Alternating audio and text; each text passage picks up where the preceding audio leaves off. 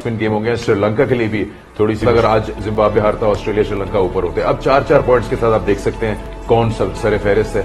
Australia के पास अभी match है, उन्होंने ओमान से खेलना है, वो आ सकते हैं 4 पॉइंट्स पे, लेकिन फिर नेट रन रेट भी इन प्ले आ सकता है। तो ये थोड़ा सा फ्लड गेट्स ओपन हो गए इस ग्रुप में, जिस जिम्बाब्वे ने आज जीत हासिल की और नेट रन रेट भी उनका ऑलमोस्ट 2 को इस वक्त टच कर रहा है। So it's interesting. इसी तरह से जो हम बात कर रहे थे थोड़ी देर पहले के ग्रुप ए भी कुछ थोड़ा सा ऐसा डिस्टर्ब हुआ, उस पर हम बाद में बात करेंगे। जो वो यूएई और कनाडा के बीच हुआ और यूएई ने ऑलमोस्ट उसको अपने लिए मुश्किल बना लिया, पता नहीं क्यों।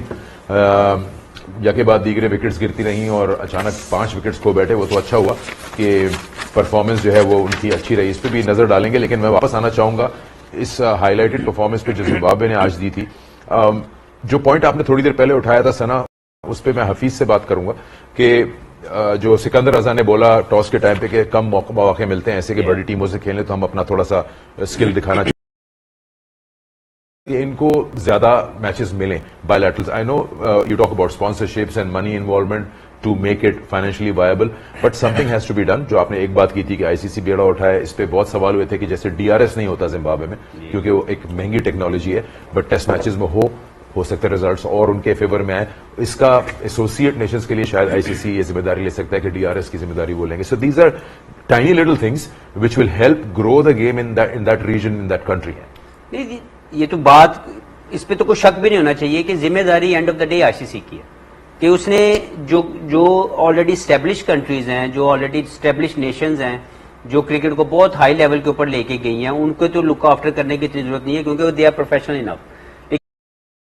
और इस सारी चीजों की जिम्मेदारी लेनी चाहिए। जैसे एसोसिएट्स मेंबर जो क्वालिफाई कर रहे हैं, उनके इंफ्रास्ट्रक्चर डेवलपमेंट और उनकी लास्ट टाइम आई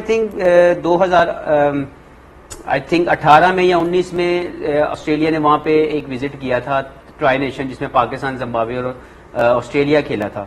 तो मुझे नहीं लगता कि इस तरह की चीजों को ये सोचना कि अगर ऑस्ट्रेलिया ने विजिट किया था, ट्राई नेशन, जिसमें पाकिस्तान, जिम्बाब्वे और ऑस्ट्रेलिया खेला था, तो मुझे नहीं लगता कि इस तरह की चीजों को ये सोचना कि अगर ऑस्ट्रेलिया नहीं मिलेगी तो आपको ये जिम्मेदारी लेनी पड़ेगी as a ICC governing body कि हम अपनी तमाम लोगों को इक्वल अपॉर्चुनिटी, स्पॉन्सरशिप भी मिलेगी, तो आपको ये जिम्मेदारी लेनी पड़ेगी as a ICC governing body कि हम अपनी तमाम लोगों को इक्वल अपॉर्चुनिटी जरूर दें, और जहां पे भी मुश्किलात हैं किसी एक बोर्ड को, उसके लिए अपना हाथ खड़ा करें और जिम्मेदारी। इसमें मेरे पास एक छोटा सा सजेशन था, शायद किसी और ने पहले दिया हो, कि जब आपकी full member nation for example south Africa से खेलने जा रही है तो उसमें क्लब कर दी जाए 2 मैचेस जिम्बाब्वे से।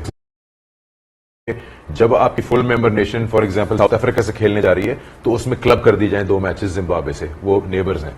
इसी तरह से अगर इंडिया या पाकिस्तान का टूर कोई कंट्री कर रही है तो यूएई और ओमान के 2 मैचेस साथ हो जाए, करीब करीब है। एंड सिमिलरली वेस्ट इंडीज का टूर है तो आप यूएसए से 2 मैचेस वहां पे रख लें, फोर्ट लॉडरडेल में।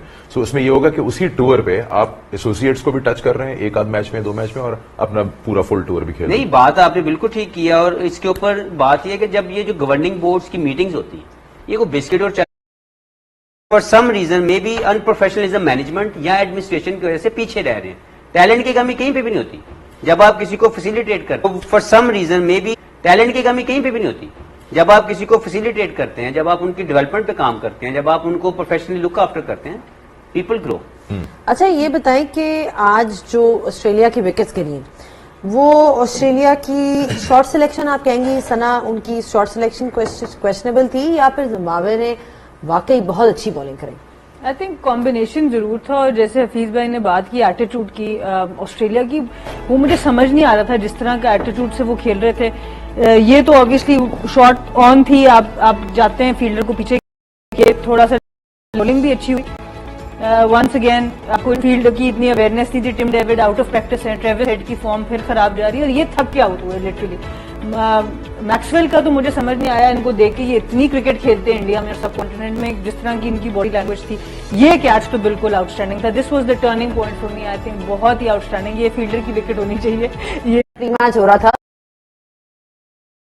ऑस्ट्रेलिया बिफोर द मैच, उनको समझ आ जाए कि अब ये मैच हमारे हाथ से निकल गया, चिड़ी होगी। तो आई थिंक बहुत ही ओवरऑल। एक और चीज जिस तरह आपने, जब भी कोई इस तरह की टीम्स की डिस्कशन चलती है तो दे ऑलवेज से कि हाँ फील्डिंग में मार खा जाते हैं या पीछे रह जाते हैं, इस तरह की डिस्कशन जरूर चलती है। लेकिन जब आप जिम्बाब्वे की परफॉर्मेंस आज की देखते हो, the kind of catches that they took and also their ground field, but उनकी performance wise Umar it didn't seem कि जी ये एक लग रहा था कि एक प्लान के तहत, एक प्रोसेस के तहत उनकी आज परफॉर्मेंस नजर आई है।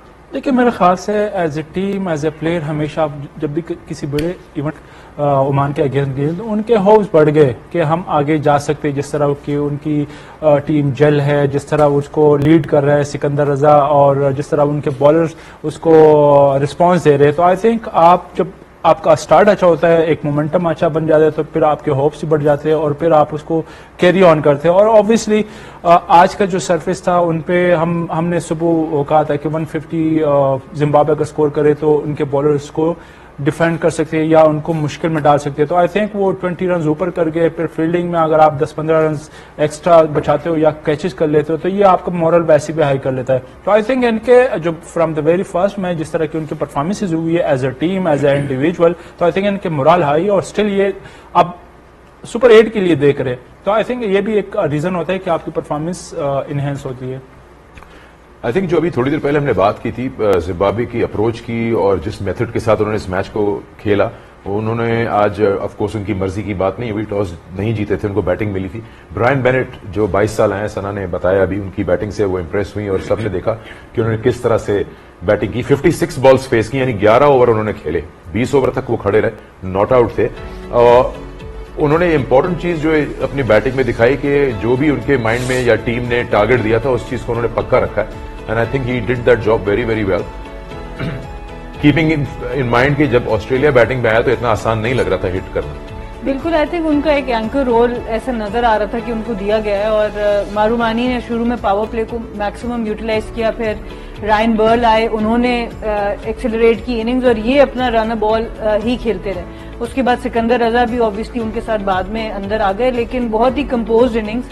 एक टाइम ऐसा आया मेरे ख्याल से वो करना चाहते थे बिल्कुल एंड पे एक्सेलरेट, वो हो नहीं पाया, बट जो शुरू के 15 ओवर्स आई थिंक इन्होंने खेले वो तो बहुत ही आउटस्टैंडिंग। इनकी प्लानिंग आप देखें ना जैनब के 3 नंबर के प्लेयर नहीं है रायन बर्ल, लेकिन जब इनका पावर प्ले अच्छा हुआ और आउट हो गए थे मारूमानी तो इन्होंने ये चांस लिया कि इनको ऊपर भेजो। आप फ्लोट करते हो प्लेयर्स को according to the situation, you see कि कहाँ पे किसकी requirement, and that shows again वही वाली बात जो यहाँ पे सब बैठ के कर रहे हैं कि लग रहा है, पता चल रहा है कि एक स्ट्रैटेजी के साथ, एक प्लानिंग के साथ आ रहे हैं। Sana, before we move on, Hafeez भाई आगे वाले मैच में तो जरूर बात करेंगे, बट सना आपने एक इंटरेस्टिंग मोमेंट था मैच के दौरान जब Sikandar Raza was coming on to bowl and then he actually kind of like stopped because he either felt